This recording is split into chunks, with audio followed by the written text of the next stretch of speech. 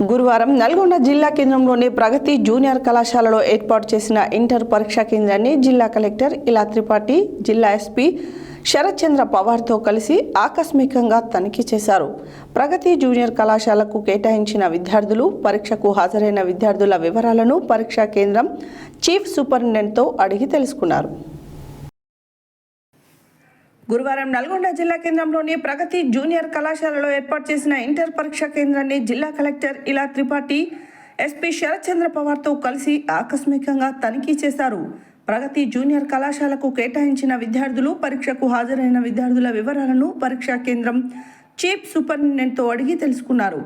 ఎలాంటి ఇబ్బందులు కలగకుండా ఇంటర్ పరీక్షలు ప్రశాంతంగా జరిగేలా చూడాలని ఇంటర్ విద్యాశాఖ అధికారులు చీఫ్ సూపరింటెండెంట్లకు డిపార్ట్మెంటల్ అధికారులతో కోరారు. కలెక్టర్ వెంట అదనపు కలెక్టర్ జె శ్రీనివాస్ తదితరులున్నారు.